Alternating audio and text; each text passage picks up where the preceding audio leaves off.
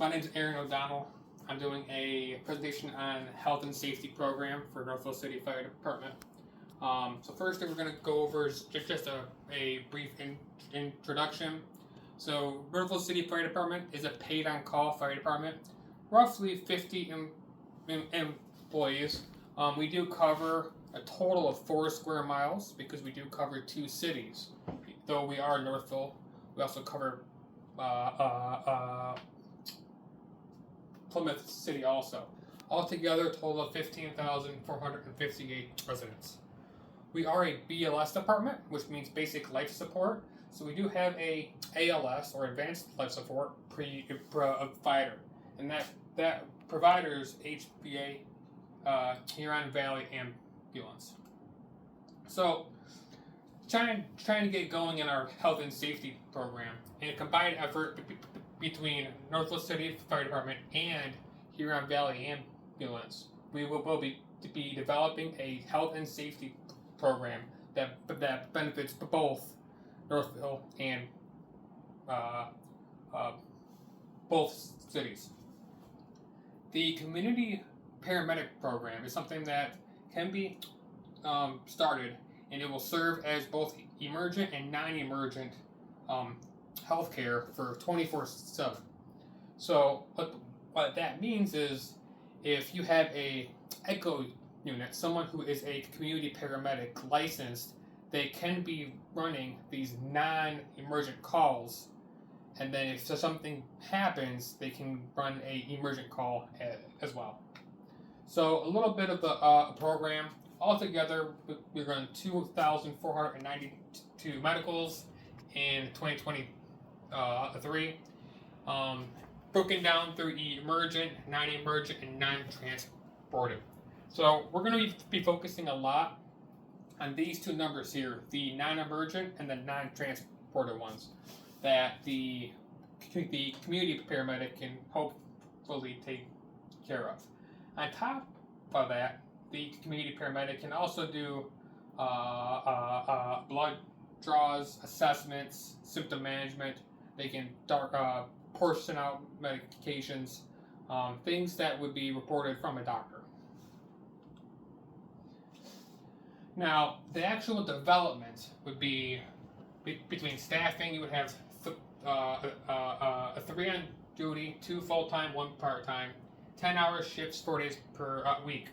You have to have 2 Chevy Tahoes. Both of those would be ECHO units, both licensed at the advanced level. They would respond on a lot of the priority 3 medicals and pre-hospital care calls, though you can still pull them for the priority 1, priority 2 medicals. We would still have our partners respond as a dual response we have going now. Ascension Providence Park Hospital will be the one sponsoring this program. And then, because we are split between 2 counties, we have Wayne County and Oakland County Med Control signing off. Here's kind of the implementation. So once dispatch gets notified of a call, they can go ahead and use their advanced EMD, or emergency medical dispatching, to see if they need to have a community paramedic respond, or if a normal BLS crew can take it. Upon the request, a medical incident commander or the person responding to scene, the fire department can be canceled prior to their arrival. So if they end up sending out the community paramedic, and then the paramedic doesn't need a basic ambulance responding, they can cancel us, and it saves our resources from going out on these types of calls. Doing so, we would want to switch our ambulance from basic life support to advanced. Though, as a fire department, we would be working it as a basic level, the ECHO advanced unit can always jump on the rescue, thus making it a alternative staffing vehicle, and it would be functioning at the paramedic level. So here's our proposition. It would put high quality of life faster. So you have someone already out in the field responding as a ALS unit to calls, compared to now, where once a call comes in, we are a paid-on-call department, so we have to wait for everyone to actually get to the station, then take the ambulance to the call. We would already have a community paramedic already out and about. It would save us on resource allocation. So hopefully that paramedic can take care of many of the types of calls we would respond to, which keeps our own people here for other fire calls or emergency calls. And it reduces trips to the ER. So as a community paramedic, you can do assessments, give a couple of drugs based on doctor's orders, give fluid management, things like that. So if a community paramedic can handle it, we don't have to transport the patient to the hospital. The big con is the initial startup cost would actually be higher, but I will show how we take care of that right now. So the funding opportunities, the whole program would cost somewhere around $468,000 just as the whole startup and kind of the maintenance. We would already have to budget $150,000 of it, which can come from staffing, can come from many different resources from the internal fire department. We already have a grant to pay for all of the education. Providence Park would function as all of the equipment based on a 1-for-1 model. So as we would buy it initially, they would swap it out. We would get probably around $50,000 in donations from various senior centers, as the senior population is going to be our primary target. And then billing for service, so depending on what it is we actually do, we would get a lot of the revenue back, roughly $250,000 per year. And then we would start up a subscription service that would cost about $50 per year per patient. So that's the money we would actually receive, and this is what it would about cost us. So between the salaries of the 3 people, training won't cost anything because it's already funded. The vehicles, the equipment, the licensing, and the operating, we're looking at roughly $468,000. Here's kind of the training. So to become a paramedic, it is covered by the Michigan Health Endowment Fund. And here's what it actually includes. You have 64 clinical hours and 72 hours through internship, and you do have a final test at the end. But it supports primary health care assessments, physical examinations. It's used for mental and behavioral health, and it's really good for public outreach. So it gives you a really good sense on how your community is performing. When we receive the evaluation back, we're looking at 3 possible ways to get that data. So a qualitative Google form will be sent out through a QR code. People can scan that, fill out the form, send it in.